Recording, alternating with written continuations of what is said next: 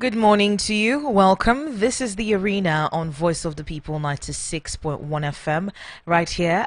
This show is a current affairs show is current affairs program rather, where we look at some of the trending issues as they affect Nigerians and Nigeria as a whole. Meanwhile, today we'll be torchlighting a particular story that has been on the lips of every CSO, every human rights organization in the country, talking about the raid on the NLC headquarters in Abuja. I mean, there's been a lot of controversy concerning that particular raid, and it's been likened to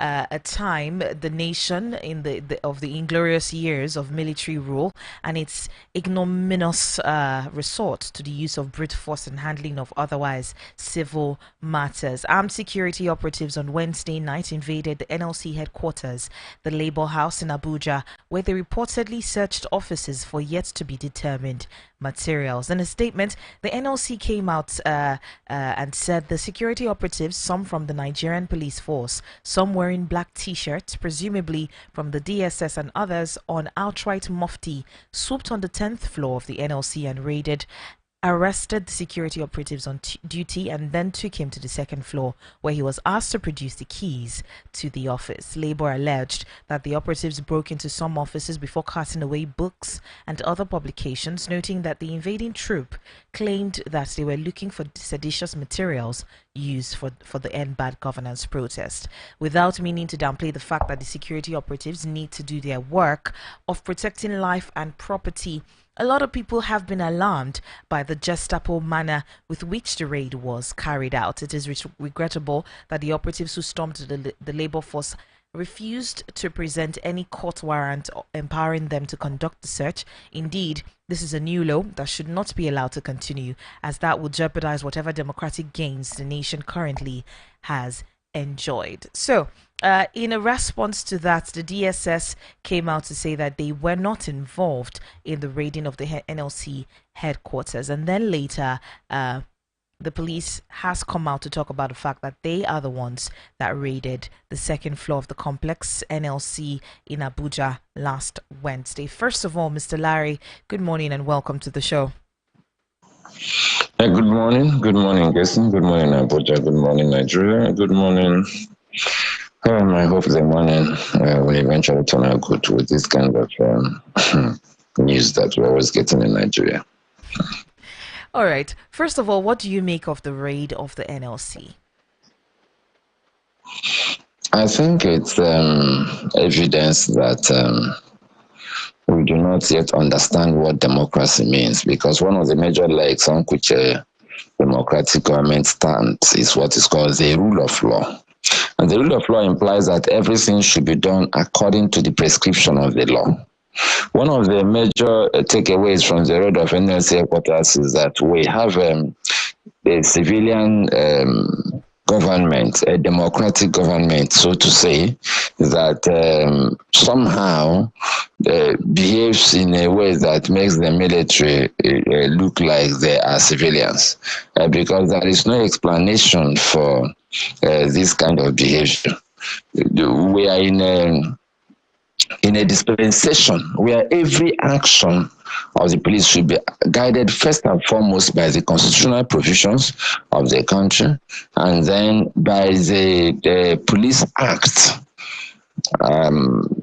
that is a document that guides the police in the day-to-day discharge of their duties. And then we have what we call the Administration of Criminal Justice Law.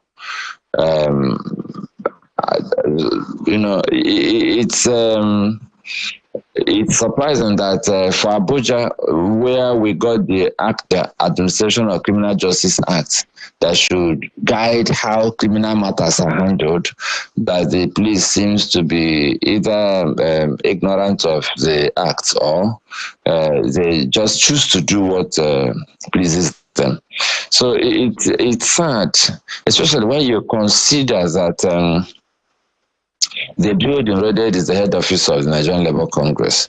Of course, they've come out with excuses to say, what we did is legitimate. We are looking for an international criminal who hides under the facade of doing business at the NLC headquarters to commit all kinds of crimes. But then, if they indeed gathered intelligence, they should have, first of all, known when to apprehend the man. That's assumed they are not sloppy in intelligence gathering. But let us even assume that the man is so slippery that they just couldn't pin him down. It's not actually legitimate to barge into any building. It's not about whether it's an NLC office or not. Without proper documents, and then you break into people's offices or homes without following due process. The issue here is not whether it's an NLC office, because we tend to respond when big men or big institutions come under attack in Nigeria. I remember there was a time that security agents practically broke down the door to Adenuga's office in those days, and the nation went up in uproar. But then these are things mere mortals have to endure regularly in Nigeria, and nobody lifts the finger. So I always use this kind of opportunity to remind Nigerians that we are all supposed to be equal before the law. So whether the police broke into an NLC office or they broke into my office or your office, it's the same thing. They are not following the rule of law. It is actually important also to note that the National Human Rights Commission in Nigeria condemned the exercise, which tells you that it's a serious matter in terms of infringing on the human rights. Yes, on the rights of the parties involved. And the National Human Rights Commission called for investigations into the matter, and for the government to hold the people who may have perpetrated this act accountable. The boss of the National Human Rights Commission, Mr. Ojukwu, made it clear that this is not acceptable in a democracy, that this is a flagrant abuse of human rights. The truth is that the police should not, in fact, cannot barge into properties. If they want to search a property, they should obtain a search warrant and follow due process for searching properties. So this tells you that our security agents, usually misused by politicians, are still not aware that their primary job is to protect citizens from crime.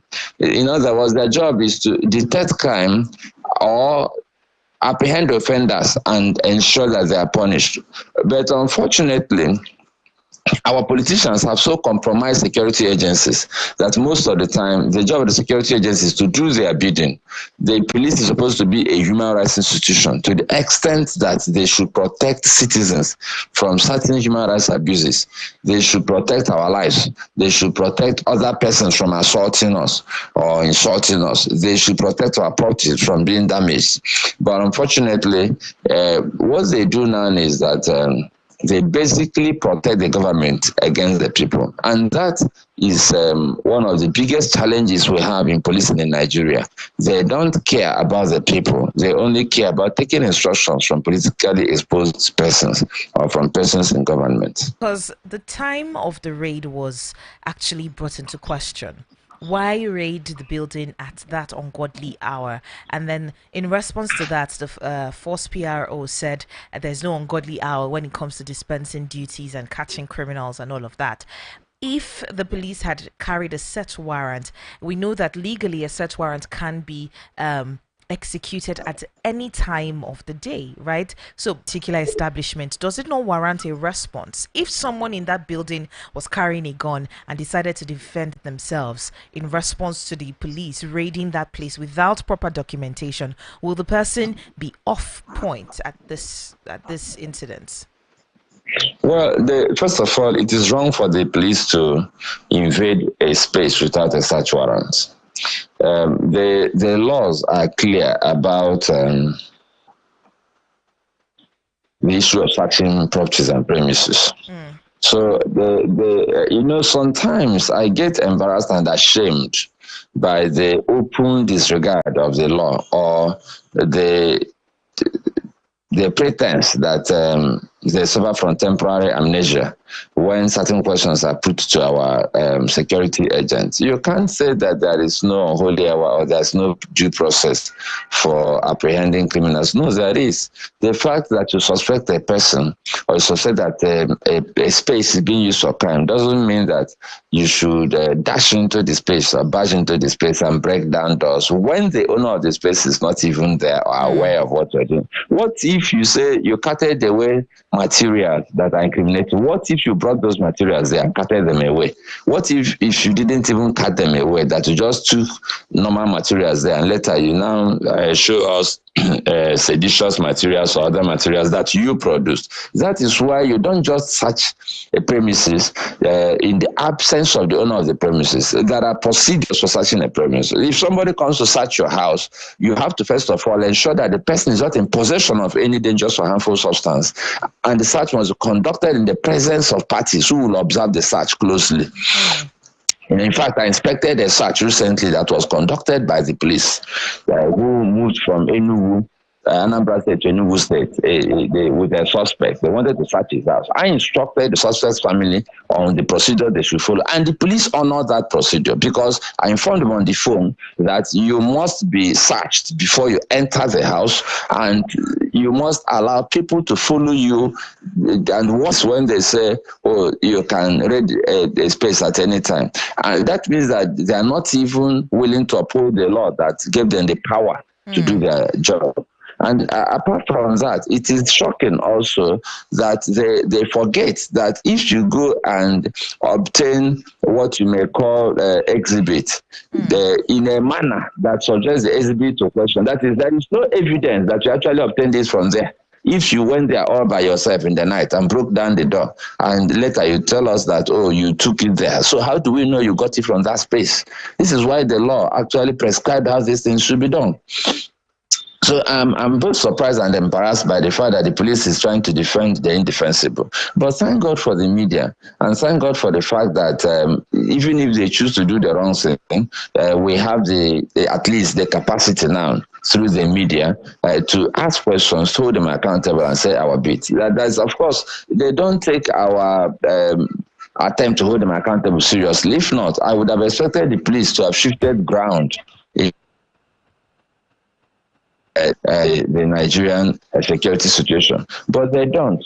Most of us do not know that in several parts of Nigeria, especially in the southeastern part of Nigeria, the police has been converted to a private security agency where you have to pay mobilization fee before they can investigate a crime or before they can arrest a suspect. And they call it mobilization fee. They say it openly. They don't hide it. If you have to open a case file, if you report a case, they charge you money for reporting a case. If you want to get bail for a suspect, they charge you money. But the one that pains me is the expression mobilization fee. I've asked severally when I have the opportunity to talk with them and to address them or to train. I ask them, are you contractors? What mobilization fee are you talking about? You're paid salaries. You are supposed to get money to run your stations. Granted that they don't get money to run the stations, but you don't charge people mobilization fees. You should go and ask your superiors where the money for running your station is. And this doesn't just happen at the local level. If you want to report a case to the state CID, you have the same problem. The regional offices, that is the zonal offices, zone 9, zone 13, you have the same problem. There is one that just happened recently at the first CID annex in Enugu that is attached to first CID Abuja. They charged somebody 1.3 million mobilization fee to arrest suspects. It happened 2 weeks ago, and they reported the matter at our office, and we took it up. So the thing is very shocking that they have so departed from their basic duties of policing the space that it's an emergency situation. Because very often, you can, when you really want to be objective, I'll be honest with you, if you want to be objective, if you check the number of crimes that are committed by policemen every day, you'll marvel. Because if a policeman takes bribe from a Nigerian, it's a crime. If a policeman budgets into a space without following due process is breaking an entry. You just committed. You can't just go and break somebody's and enter because you have a uniform. And you're not even wearing the uniform. You're wearing black t-shirt. No identification. You didn't identify yourself to the security men at the NLC headquarters. So how do they even know you are policemen? So we are speculating. Is it DSS? Is it the police? Is it? So what kind of country is this? I mean, even if you are police and you're doing something wrong, why don't you identify yourself? So what if somebody, like you said, shot at you, assuming that you are a criminal? So we have a situation where the country has been so abused by politicians. Because I still go back to blaming the political elites in this country. They use the police like their personal bodyguard and the house boys and house girls, so much so that they have lost their capacity to know that they have the power to even police the politicians. They are in charge of internal security in this country. They are supposed to police the politicians. They are supposed to arrest them when they do wrong.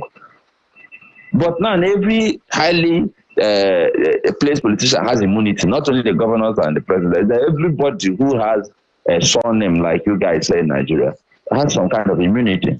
If you go and report them to the police will start making inquiry as to whether they should even investigate the matter or not.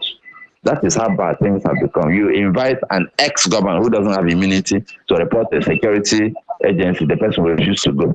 And talks will come and protect him. And nothing happens. We'll just be watching it on television like drama. Mr. But Larry, when NLC is involved, you go there in the night and break down the door. So why didn't they break down the door of the former governor of Kogi State and go and bring him out? I was going to ask about that. The first PRO mentioned something called the power of ingress. What exactly is that? You see, the truth is that when the police or other people want to confuse Nigerians, they create their own rules. There is no power of ingress that supersedes the Constitution and the Police Act and regulations. The Constitution guarantees privacy. It is because of the guarantee of privacy as a human right that you have to obtain search warrant to enter a space. And you have to show the person who owns the space the search warrant. And the search warrant has to be specific and has to be executed during the day. So the law is not stupid. And we are discussing policemen here. We are not discussing secret service operations. We are discussing Nigerian police. There is a police act and regulations that actually is supposed to tell the police blow by blow how to do their jobs. There is also what you call the Administration of Criminal Justice Act, ACJA, that is supposed to regulate how the police should behave in a situation where they suspect a Nigerian or a foreigner of having committed a crime. And that is why I insist that journalists should have basic training.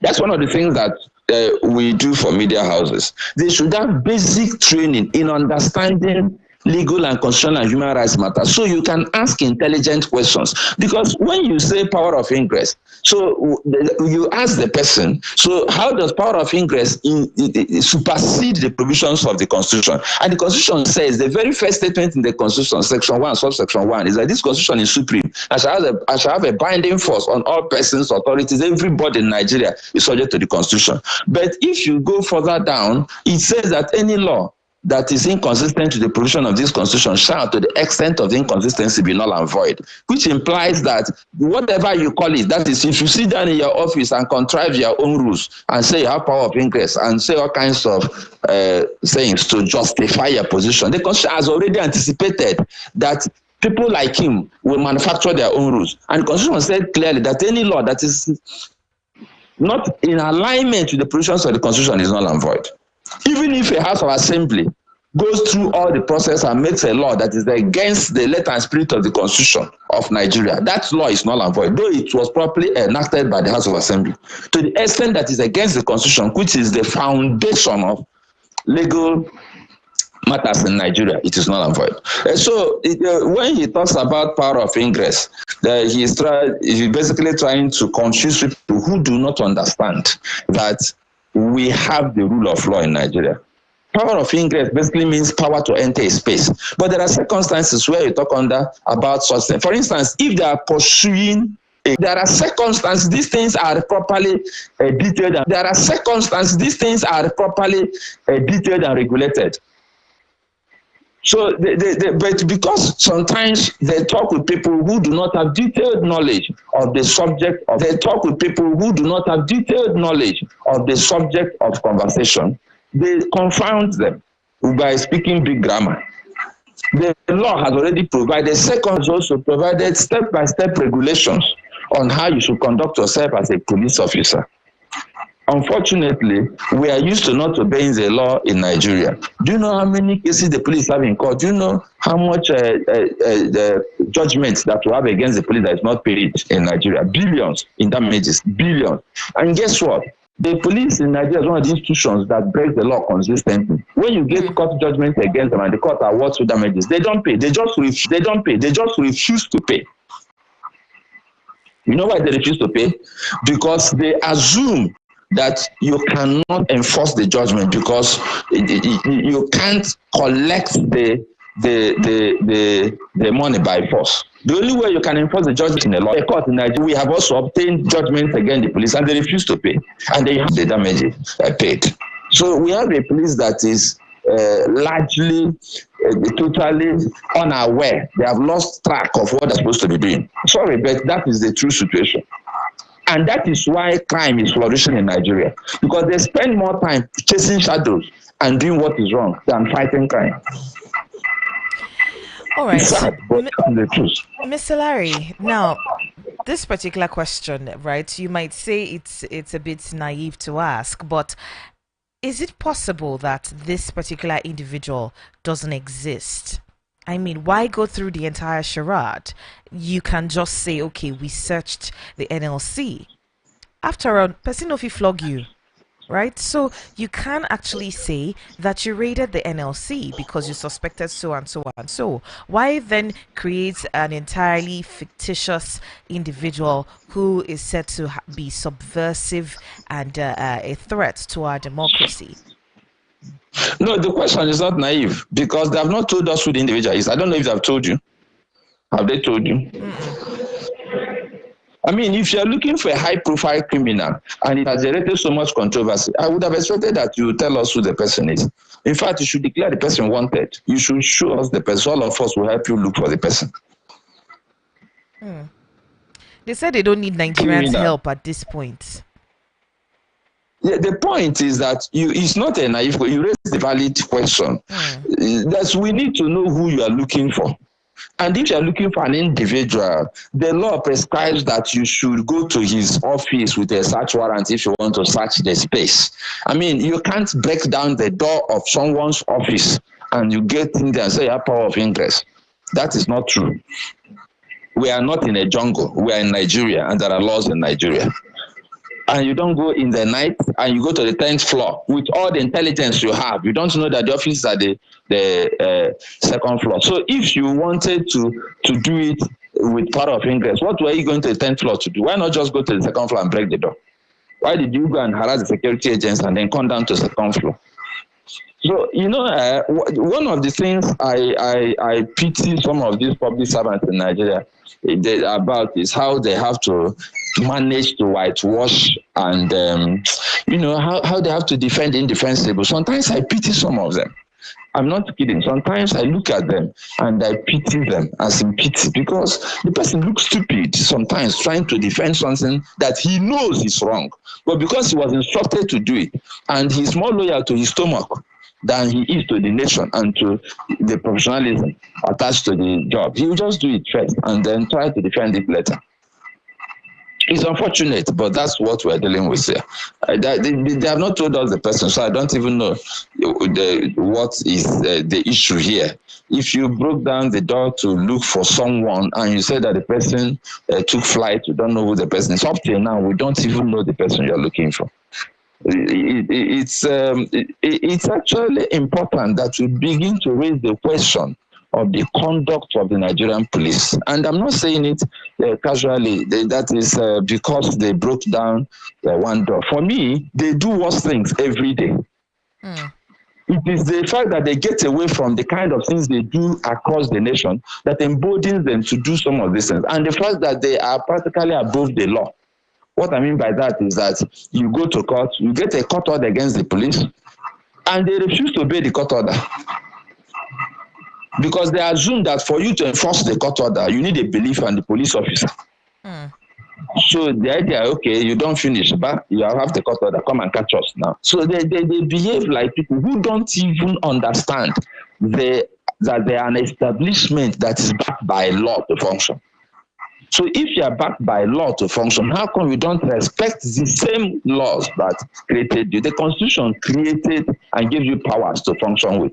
Outside of the powers you have from the Constitution and your uniform, you can't arrest me on a good day and say you're taking me to your cell, that you want to detain me. But they still don't respect the same law that donated so much powers to them. That same law that gave you the powers try to regulate how you use the powers, but they're not interested in the regulation. They're just interested in collecting the power and they're using it anyhow, using it primarily to very often do business. Very often do business. I raised some issues, and I hope that the media should expand that conversation. What the police do on a daily basis, especially in places like Southeast Nigeria, is in fact, I'll be honest with you, there are some people that we have interviewed, and they will tell you openly that they're better off without the police in their community. And I'm not joking. So is that bad? Because you can't get anything from them. If you're a poor person, you don't go to a police station for any reason. And I'm not kidding. We are writing a report now. We are compiling a report of cases where they demanded mobilization and they refused to act in very bad criminal situations because the person can't afford mobilization. We are compiling the cases and we're going to forward the cases to police headquarters and forward the same cases to the media with names of the offices and days that they require to spend for the mobilization and the amounts. All right, so we can't wait for that particular document to be out so we can help you touchlight some of those issues as well. Mr. Larry, looking at the law, I'm segueing off this conversation from the police raid in the NLC. I just want to touch upon the Rivers State APC issue for a bit before we wrap up. Now, the court has sacked the Rivers APC Caretaker Committee and orders recognition of Bekay's leadership. Now, the Rivers State High Court removed the APC Caretaker Committee led by Tony Okocha and reinstated the Bekay's leadership, issuing a perpetual conjunction. Some members of the party and others filed a suit seeking that Bekay's led leadership of the party in the state be reinstated after they were suspended and subsequently removed from office. And now we're seeing the result of that particular court injunction.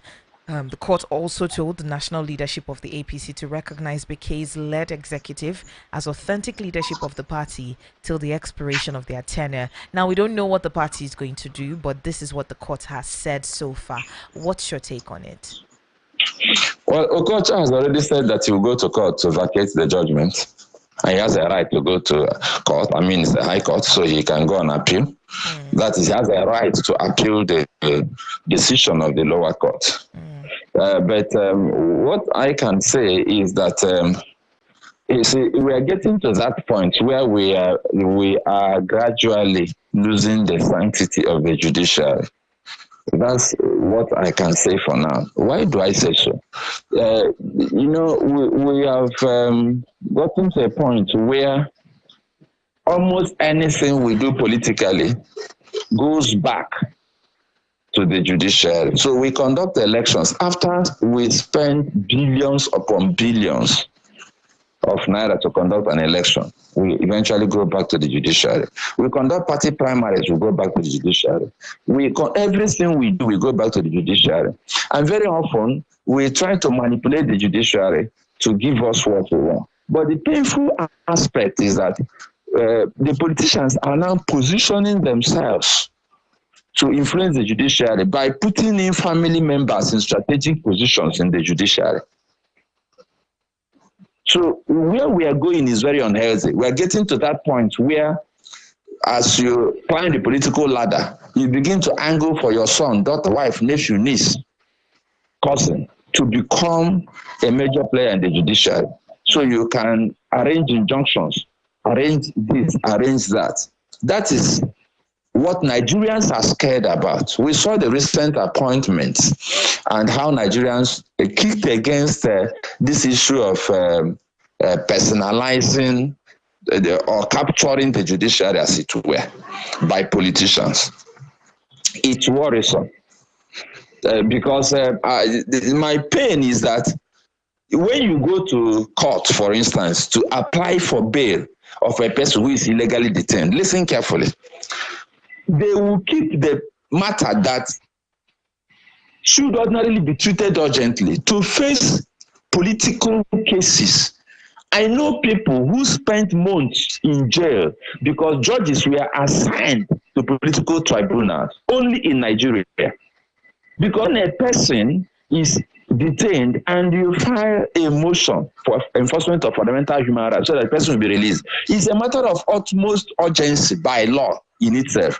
Then even when you file a motion for accelerated hearing, they will collect all those things. But because some politicians decided not to play by the rules, and they will all try to rig elections, and then we'll take our judges and put them in panels, and they want to go for the election tribunal.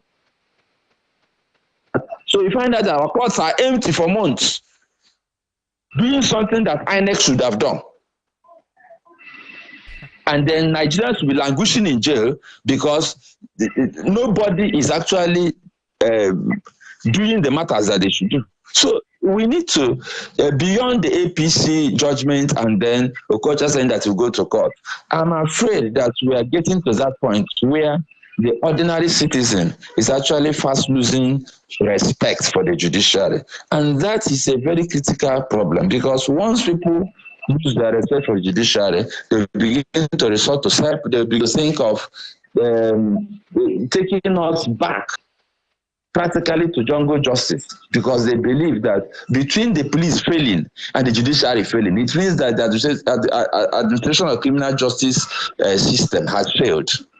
As in that, in fact, it means that we are living in a jungle, if you just want to put it bluntly, because the police is the right arm of the law that will go and apprehend offenders. The judiciary will try them. If those two are heavily compromised or perceived to be heavily compromised by the people, it means that they will lose confidence. In fact, that is the power of government. That is the power of government that they have. They're supposed to have the monopoly of force and violence. And then they're supposed to control institutions that dispense justice. And when people lose confidence in these institutions, then what is left of government? What is really left? All right. It's sad, but Nigerians need to have knowledge of these things and be conscious of these things and understand that the conversations we have actually have deeper implications for democracy and for national development. Sometimes we have these conversations without even understanding how fundamental they are and how other things happen around us that we cannot link to some of the things that we are having conversations about. But I hope that we will understand Mr. Larry, that we can't continue like this. This Beke's court judgment right now that is reinstating him as the leadership of the party in the state. What does that mean for a person like an Amici? I mean, he's a known associate of Beke. So does this mean he's back in the leadership of the party? I think it's too sudden to talk about Amici being back or not being back because Okocha already said that he will go to court to challenge the judgment. And, Amici has been pretty quiet, politically speaking. Of course, Beke declared as at yesterday that Amici is the leader of the party in not only in Rivers State but in South. So he is blowing his organ is the court of appeal. And this other person, the gladiator coach, has said, I'm heading to court immediately. So while he heads to court, I think we have to keep our fingers crossed. And that's what I was telling you, because when he goes to court now, you find out that this case will get priority hearing. And then while they do all that, legitimate issues that the court should be discussing will have to wait, because politicians cannot just behave well in this country. They are causing problem everywhere. That and it's not good for us, and it's not good for them too, because this thing is like lighting a fire in a tamatan bush. One day the fire may rage out of control and burn your own house, and that's what they're doing. They're putting fires everywhere. And sometimes these fires almost get out of control, sap riot, then somehow it's controlled. Sometimes the fires also threaten to consume everybody, and fast, and then it's controlled. And then one day, I must say, God forbid, this fire may not be controlled anymore. I think they should stop this infantile behavior, where every time all they do is how to collect positions and power and money at the expense of Nigerians. All these court cases are about just money and power. If this man won an election, if you supported him, let him just be the governor. All these things are just a storm in a teacup. If Wike will understand that if you help somebody win, let the person lead. Try to influence. If he doesn't want your influence, leave him alone. We won't be having this conversation. That's the truth. Unfortunately, the average Nigerian politician will want to be a godfather, or sometimes maybe a godmother, and then it doesn't work, and then you have all these distractions everywhere. I hope that they will learn from maybe this experience. I hope they will learn, but I don't see them learning very soon. All right. Thank you so much, Mr. Larry, for your time this morning. It's my privilege to be part of the process that I hope will get them to listen.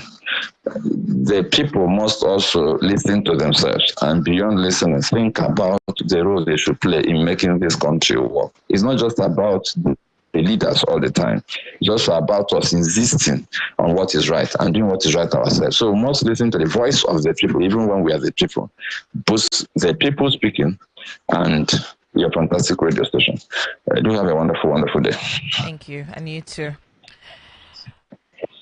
All right, Nonso Arinzechi is here, and we're going to move on to sports in just about a moment. There's so much happening. I had to go check out some of the Nigerians.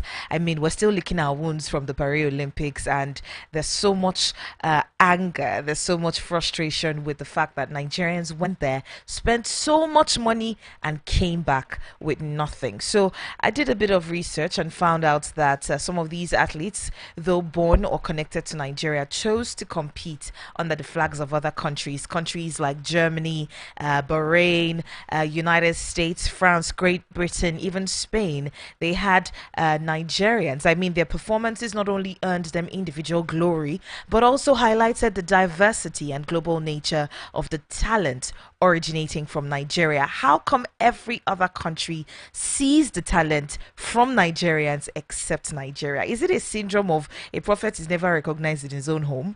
Is that what it is? It's a problem of a failed system. These players are heading out for greener pastures. Yeah, let's go back a bit. Most of these players who are playing or running or participating for that country at some point were in Nigeria, participating for Nigeria. So why did they? No, when we talk about it, I think it's just today. It's not a today thing. It's been there. Obiekwelu ran for Portugal after winning the junior championship here for Nigeria. I can go back, to all the Nigerian athletes that have left us. Even Daniel Igali, who is now the president of the Wrestling Federation, did not wrestle for Nigeria. They went there. I won't tell you how it disappeared, but we know how.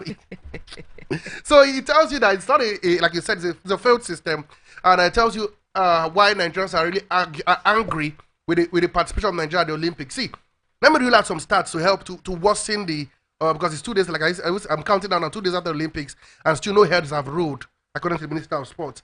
This is it. Kenya won 4 gold, 2 silver, 5 bronze. They finished 11th. 11 total of 11th, 11 medals, 17th places. You have Algeria 39th with 2 gold, 1 bronze. You have South Africa 6 medals, 1 gold, 3 silver, 2 bronze. You have Ethiopia with 1 gold, 3 silver. Egypt and Tunisia with 52nd, 1 gold, 1 silver, 1 bronze. Botswana 1 gold, 1 silver. Uganda 1 gold, 1 silver. Morocco 1 gold, 1 bronze. Cote d'Ivoire and alongside Cape Verde and Zambia had 1 bronze each. But the Giants of Africa and Nigeria failed to pick up a medal of any color. Sad. Absolutely, sir. Really, really annoying, especially if you look at the talent that went to A lot of the people were Olympics. saying Nigeria got 5 medals, but they were one of the only problem was that they were participating for that countries. Ogulaye, Germany, she won gold. She's participating for that country. I mean, so there's a problem there. Obviously, really sad. There's really a sad. Nigeria factor in it, Yeah. and the longer we ignore it, the worse we're going to see all our other Olympic outings. I think too much of lip service has been that issue. I think this is our time that we should speak out. Journalists should begin to ask the deep questions.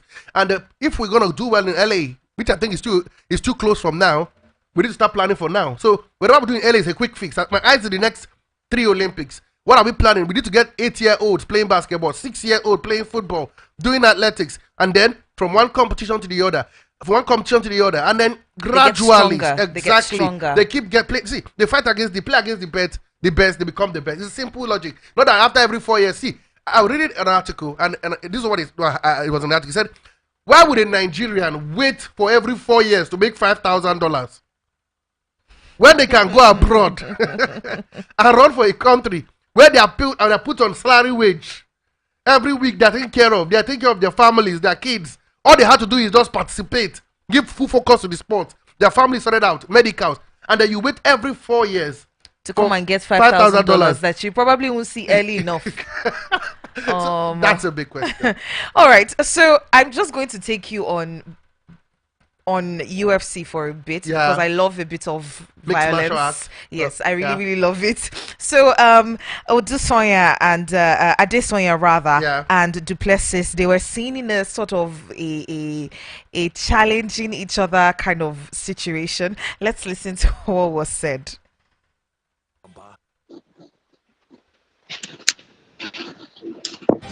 Anything to do just because you have a title. And right now okay, pardon me. I'm trying to get the beginning of that video. Nigeria. All right. I like Israel Adesanya? No. I don't whoop that. I don't think he's a fun guy. He does not look like somebody that I would be He does not look like somebody that I would be friends with. He's got to do something. Show me something so I can whoop that ass. You want to try and be a big boy. You want to bamba. You want you with the big boys. The reason why I wanted anything to do with him was because he had a title. And right now I have the title. I will gladly drag his carcass. That's not going to happen.